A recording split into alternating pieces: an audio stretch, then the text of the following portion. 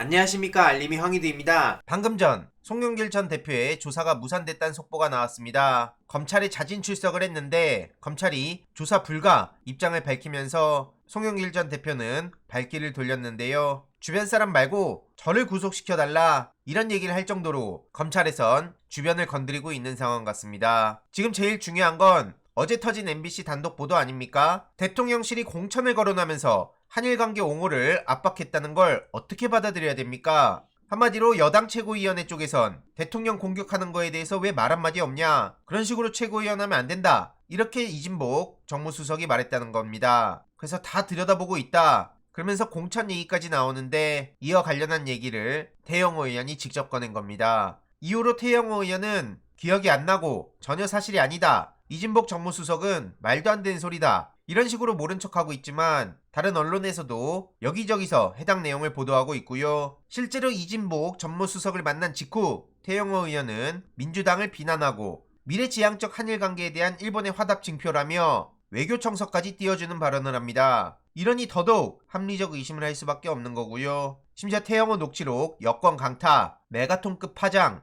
이런 보도들까지 나온다는 건 그만큼 매우 심각한 사안이란 겁니다. 이후로 저렇게 유감을 표명하고 있는데 난 모른다, 그런 적 없다 하면 아 그렇구나 하고 끝나는 겁니까? 당연히 이건 제대로 된 수사가 들어가야 된다 보고요. 이걸 오히려 불순한 목적으로 회의 내용이 유출됐다 그러면서 유감을 표명하는 게 태영호 최고위원회의 민낯입니다. 이에 유승민 전 의원도 이게 사실이라면 대통령실이 공천 개입을 한 거다 라고 저격하고 나섰고요. 페이스북에 직접 글을 남기며 박근혜 씨가 과거 불법 공천 개입으로 2년 징역형 선고받았던 거 기억해라. 그리고 검찰에서 당시 이걸 수사한 사람이 바로 윤석열 대통령이다 라고 일침을 날립니다. 그리고 최근에 불거졌던 대통령실에서 정광훈 씨한테 전화를 해서 민주노총 막아달라고 부탁했던 거 이것과도 연결이 되는 것 같은데요. 아무튼 김재원 태영호 씨에 대해선 8일에 징계 수위가 결정된다고 하는데 대통령실과 저렇게 연결이 돼 있다는 게 드러난 마당에 과연 어떻게 처리가 되는지 이 또한 계속 지켜봐야 됩니다. 이러니 해당 소식을 접한 시민들도 정말 어처구니가 없다는 반응을 보이고 있고요. 대놓고 공천 장사하는 거 아니냐, 공천 개입은 탄핵 사유 아니냐, 이 사건은 정말 큰 사안인데 어떻게 처리되는지 끝까지 봐야 된다, 이런 반응들도 이어지고 있습니다. 계속 지켜볼 대목이고요. 어제 노동절에 한 건설 노동자분이 분신을 했죠. 이렇게 유서까지 남겼는데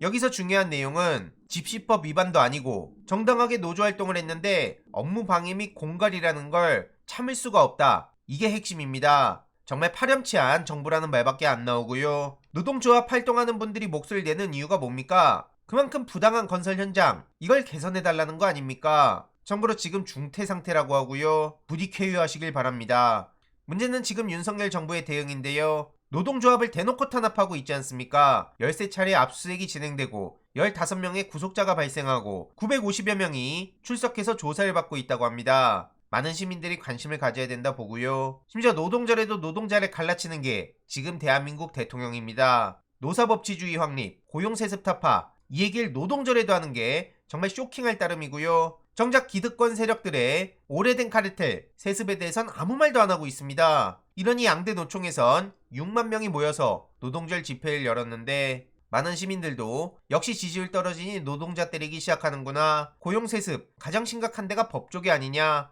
이런 비판의 목소리까지 나오고 있습니다. 그래서 노동, 인권에 대해서도 우리가 계속 관심을 가질 수 있도록 소식 전해드릴 예정이고요. 올해 무역 적자가 벌써 250억 달러라고 합니다. 작년의 절반을 넘겼는데 대표적으로 반도체가 큰 타격을 받고 있죠. 무역수지 적자 기록은 14개월째 진행 중인데 저런 무능한 영업사원이 책임은 전혀 안 지고 있습니다. 이에 민주당에서도 14개월 무역 적자에 대중 수출 타격, 결국 윤석열 대통령의 뺄셈 외교 때문에 경제 피해로 돌아오는 거 아니냐라고 비판하고 나섰고요. 이 또한 소식 계속 전해드릴 예정입니다. 그리고 어제 노무현 재단 말할래요 노동절에 맞는 주제로 대화를 나눴고요. 댓글로 링크를 고정해둘 예정이니 편하게 시청 부탁드리겠습니다. 이번 내용도 유익했다면 구독, 좋아요, 알림 설정, 멤버십 가입 정말 큰 힘이 된다는 점 말씀드리고 싶습니다. 주위에 널리 공유 부탁드립니다.